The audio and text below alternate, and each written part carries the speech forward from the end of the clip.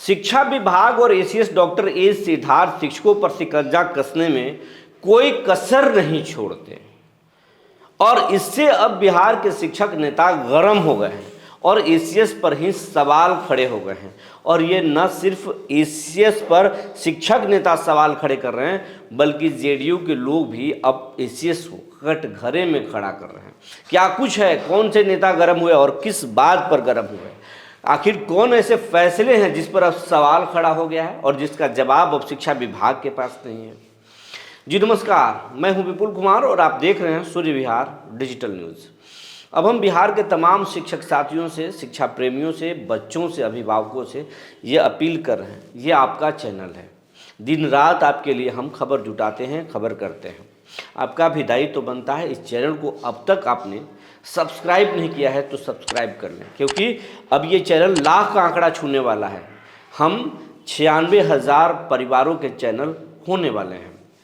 बस कुछ अगर आप मदद कर देंगे थोड़ा सा तो ये चैनल लाख का आंकड़ा क्रॉस कर जाएगा। और वैसे भी आप 6 लाख शिक्षक हैं और मोबाइल बिहार में जो है शिक्षा प्रेमियों की और शिक्षक के परिवारों की संख्या करीब काफ़ी है, उसको करोड़ों में कह ले, सिर्फ शिक्षकों के परिवार 40 लाख से अधिक है। और इसीलिए तो सरकार आपकी बात सुनती है, डरती है, चर्चा होता है। सबसे बड़ा मुद्दा भी शिक्षा विभाग। तो आप जल्दी करें, इस भाई का सहयोग करें, इस टीम का सहयोग करें ताकि हम फ्री जर्नलिज्म करने में थोड़ा हमको मदद हो। तो आप जल्द से जल्द यूट्यूब पर सूर्य विहार चैनल को सब्सक्राइब कर लें, बेल आइकन को दबा लें। अब आपको खबर हम विस्तार से बताने चाह रहे हैं।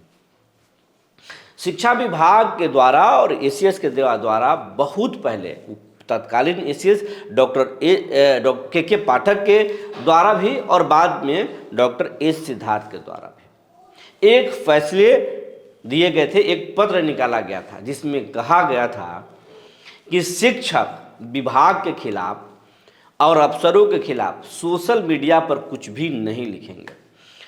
विभाग की अगर बुराई करेंगे, आलोचना करेंगे, उसकी कमियों को उजागर करेंगे तो ये कर्तव्यहीनता में आएगा और उनके खिलाफ न सिर्फ कठोर कार्रवाई होगी बल्कि विभागीय कार्रवाई चलकर उनको सेवा से समाप्त भी किया जा सकता है।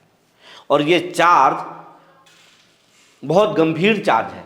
ये सिर्फ शिक्षकों पर नहीं बल्कि तमाम सरकारी कर्मचारियों पर यह लगते हैं कि आप अपने विभाग के खिलाफ अगर कुछ लिखेंगे, बोलेंगे तो ये अपराध की श्रेणी में आता है। तो ये एक पत्र निकालकर रोका गया था। लेकिन अब जो है सवाल खड़े हो रहे हैं कि चिट्ठी तो आपने निकाल दिया, ऑनलाइन पोर्टल भी इसके लिए शिकायत के लिए खोले गए थे, लेकिन कितने शिकायत आए और उन शिकायतों का क्या हुआ,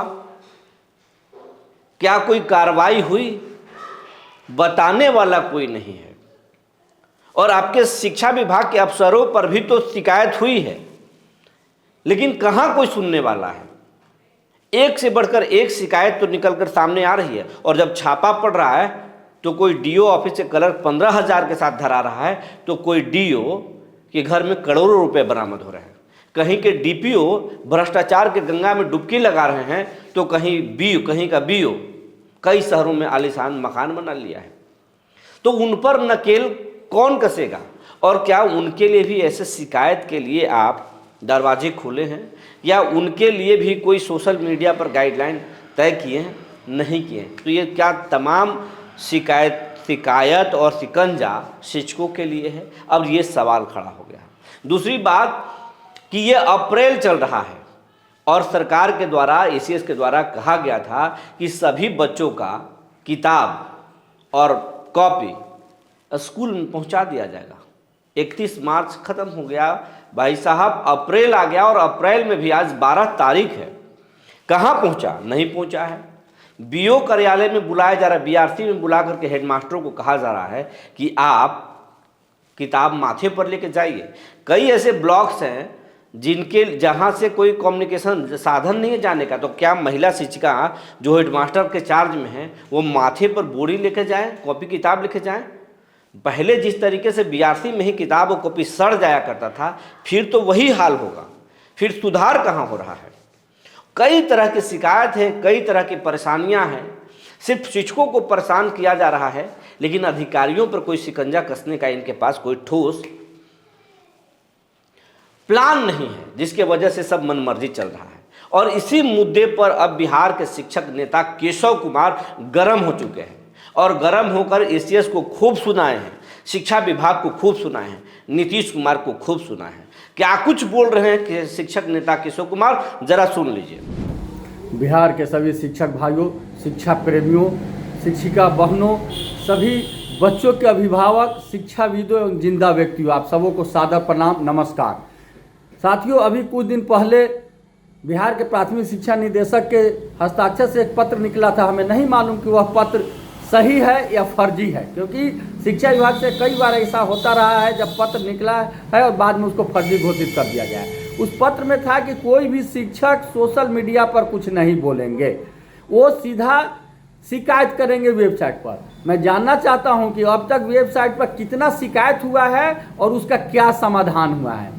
बोलने की अभिव्यक्ति सोशल मीडिया पर सबको है, बात सही होनी चाहिए। मैं एक बात आज बताना चाहता हूं कि बिहार के सभी बच्चों को विद्यालय में जो 1 से 8 तक मुफ्त पुस्तक दिया जाता है, वह 31 मार्च तक विद्यालय में बच्चों को उपलब्ध करा देने का आदेश हुआ था। आज 11 अप्रैल बीत गया, लेकिन अभी भी अधिकांश बच्चों को वह पुस्तक नहीं मिला है। सबसे बड़ी विडंबना यह है कि एक तरफ जहां हमारे नीतीश सरकार कहती है कि महिलाओं के स्वाभिमान के लिए हम आगे करते हैं, आज 60% से अधिक विद्यालयों में महिलाएं प्रधानाध्यापक और प्रधान शिक्षक के पद पर कार्यरत है। लेकिन जो किताब है उन्हें कहा जा रहा है कि आप बीआरसी में आइए और बीआरसी से माथा पर उठा करके ले जाइए। मैं पूछना चाहता हूं, जानना चाहता हूं कि आखिर कैसे किताब पहुंचेगा विद्यालय में। कहीं भी पूरे बिहार के 534 प्रखंड के किसी भी बीआरसी में किताब विद्यालय में नहीं पहुंचाया जा रहा है, जबकि नियम है कि बच्चों तक किताब को पहुंचाना है। प्रधानाध्यापक को कहा जा रहा है कि आप आइए किताब ले जाइए। 60% से अधिक महिलाएं हैं, बहुत सारे लोग 58 साल, 59 साल, 55 साल के बुजुर्ग हैं। वहाँ बीआरसी में कोई सवारी नहीं है, कोई लेबर नहीं है, कोई उठा करके रिक्शा पर या गाड़ी पर लादने वाला नहीं है। कैसे ले जाएंगे वो पुस्तक? इसलिए सरकार से मेरा करबद्ध आग्रह है कि आप उसको हर हाल में अपने संसाधन से, बीआरसी के संसाधन से उसको विद्यालय तक पहुंचाइए, बच्चों को उपलब्ध कराइए। वरना हर बार की तरह इस बार भी आपका किताब बीआरसी में पड़ा रहेगा, सड़ता रहेगा, लेकिन बच्चों तक नहीं पहुंच पाएगा।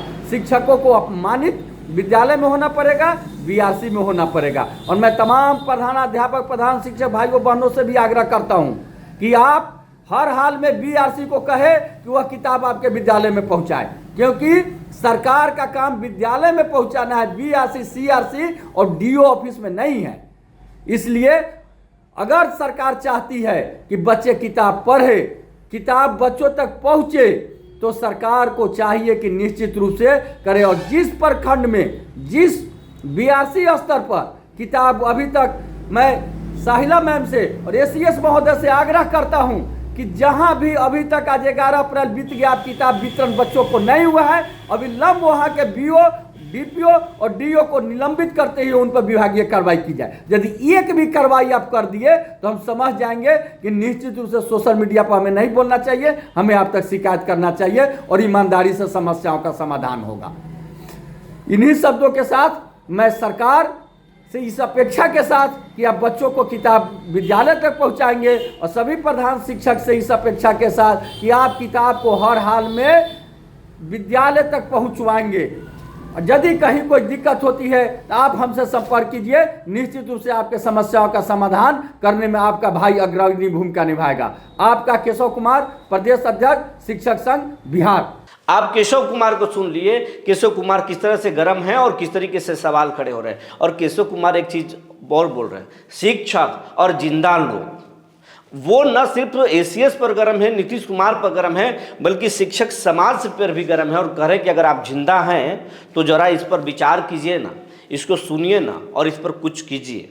तो शिक्षा विभाग में तो भ्रष्टाचार है ही, शिक्षक समाज भी बटा हुआ है। केशव कुमार की बातों से यही लगता है। आगे आगे देखिए शिक्षा विभाग में और कौन से नए प्रयोग हो रहे हैं और उन प्रयोगों का सार्थक असर कितना हो रहा है और उसके बुरे परिणाम कितने निकलते हैं, इस पर हमारी पैनी नज़र बनी रहेगी।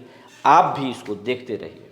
और अगर कुछ गड़बड़ लगता है तो हमें कमेंट बॉक्स में ज़रूर लिखकर बताएं, उसे हम मुद्दा बनाएंगे। ये वीडियो कैसा लगा, जानकारी कैसी लगी, हमें लिखकर ज़रूर बताएंगे। तब तक के लिए धन्यवाद।